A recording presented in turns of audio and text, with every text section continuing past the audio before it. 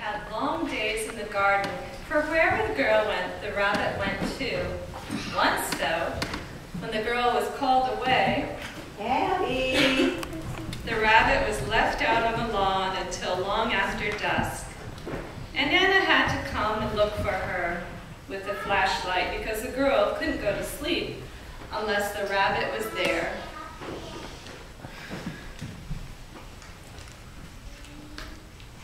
When Nana found the rabbit, she noticed that it was quite wet and earthy, and she grumbled as she rubbed the Velveteen Rabbit off with the corner of her apron.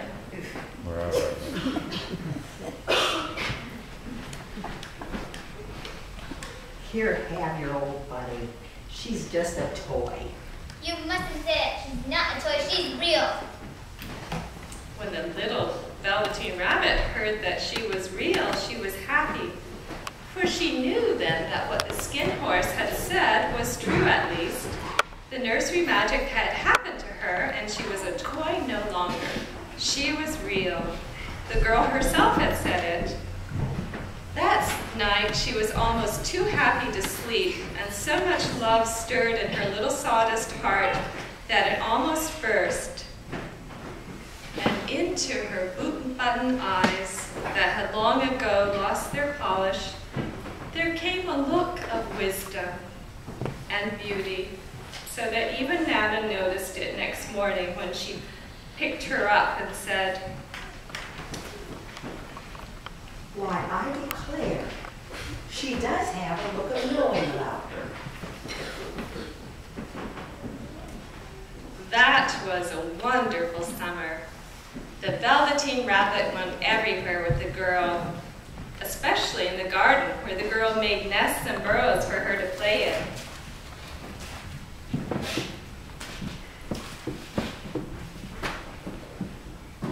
One evening, while the rabbit was lying there alone, watching the ants that ran to and fro between her velvet paws, she noticed two strange creatures creeping out from the bracken.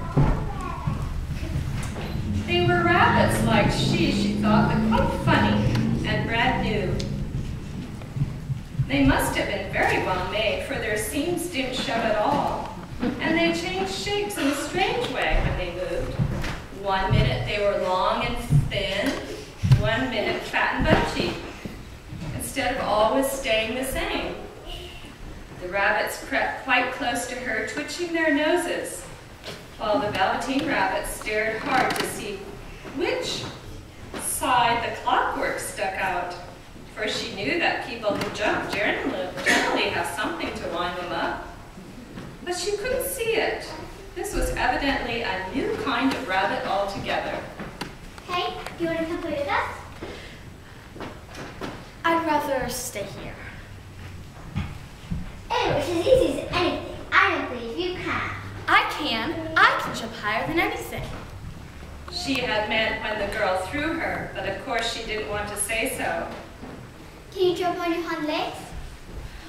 That was a dreadful question to ask the Velveteen Rabbit, for she had no hind legs at all. Her back was made all in one piece like a pincushion. She sat still in the bracken and hoped that the other rabbits wouldn't notice. I don't want to. But wild rabbits have very sharp eyes, and one of them stretched out her neck and looked. She doesn't have any hind legs. Fancy a rabbit without hind legs. I do have hind legs. I'm just sitting on them. Then stretch them out like this and show. I'd rather sit still. But all the while she was longing to dance, for a funny new tickly feeling ran through her, and she felt she would give anything in the world to be able to jump about like these rabbits. The strange rabbits stopped dancing when one of them came close.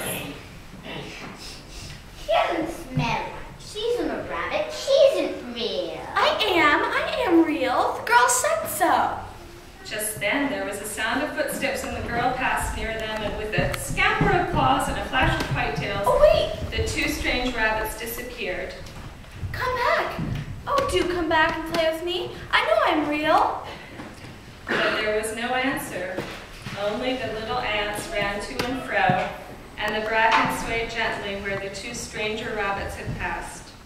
The Velveteen Rabbit was all alone.